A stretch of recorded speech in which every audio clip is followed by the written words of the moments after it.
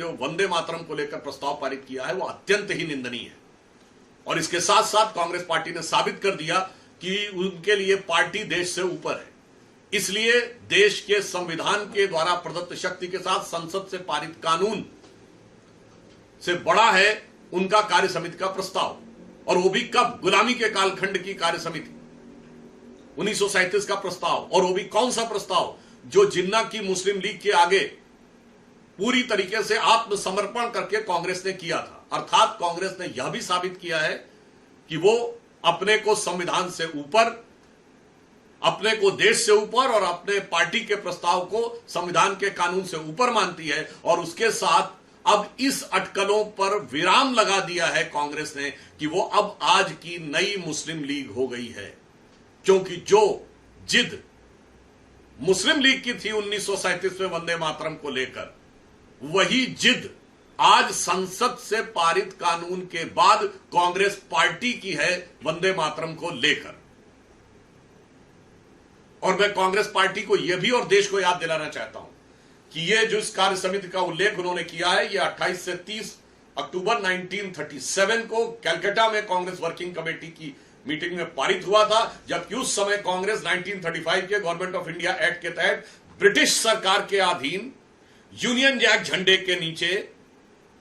British crown के प्रति निष्ठा की शपथ लेते हुए फरवरी 1937 में राज्यों में अपनी सरकार बना चुकी थी।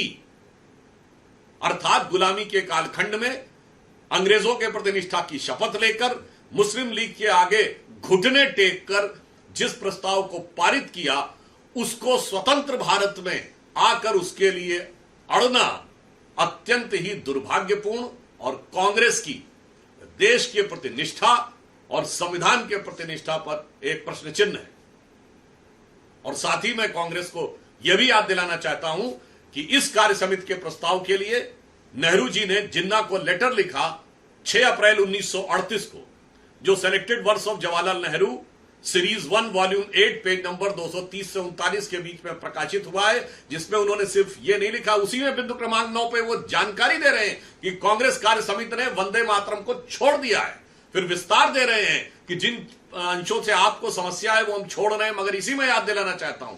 इसी में वो ये भी लिख रहे हैं बिंदु क्रमांक 12 के ऊपर कि भारत के तिरंगे के साथ साथ हमने जो एडॉप्ट किया तिरंगे के साथ साथ मुस्लिम लीग के झंडे को भी समान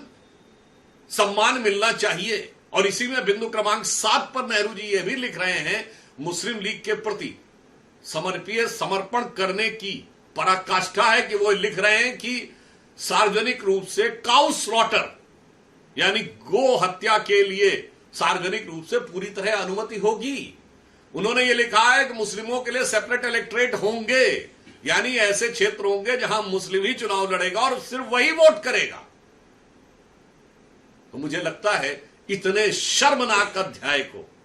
भूलने की बजाय, उसका सुधार करने की बजाय 21वीं सदी में उसे गले लगाकर अड़ना यह दर्शाता है कि आज कांग्रेस पार्टी की स्थिति, हम सिर्फ यह कह सकते हैं कि अब कोई संदेह नहीं है कि उनकी राष्ट्र के प्रति निष्ठा पूरी तरीके से संदिग्ध है, उनकी देशभक्ति पर प्रश्न चिन्ह है और स्वतंत्रता संग्राम के स्वयंभू एकमेव एक्सक्लूसिव कॉपीराइट होल्डर का दावा पूरी तरीके से उन्होंने तार तार कर दिया।